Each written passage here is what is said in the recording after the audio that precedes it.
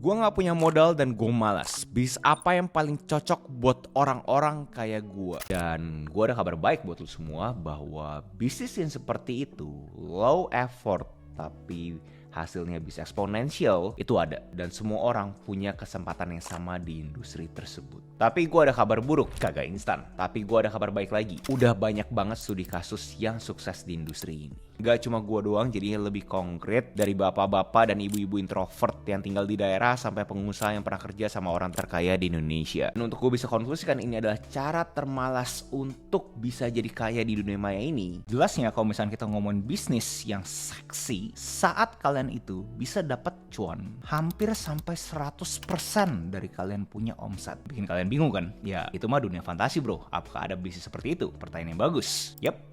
Dunia fantasi itu ternyata ada guys. Jadi kalau ngomongin dunia fantasi, kita pengen dong ya yang capitalnya sangat rendah, scalability yang sangat tinggi, operasionalnya itu sangat low effort, bener-bener rendah banget, jangan sampai heavy operation, resikonya juga rendah, dan profitnya to the moon, bisa mencapai 100%. Pasti kalian juga sama seperti gue. Wah bro, ini dunia fantasi banget bro kalau misalkan ada bisnis seperti itu. Dan itu bisnis digital product. Jadi buat kalian kagak tahu, basically digital product adalah bisnis di mana kalian itu memproduksi suatu informasi yang pada umumnya berbentuk MP4, MP3, JPG, PNG, PDF, TXT. Kalian bayangin kalau misalkan kalian tuh mempunyai suatu keterampilan ya, dimana gue asumsi kalian nonton video gue pasti jelasnya punya keterampilan yang luar biasa, apalagi sesuai dengan konteks di video ini ya. Kalian guru pasti punya keterampilan, kalian yang kena efisiensi pun gue asumsi kalian punya keterampilan.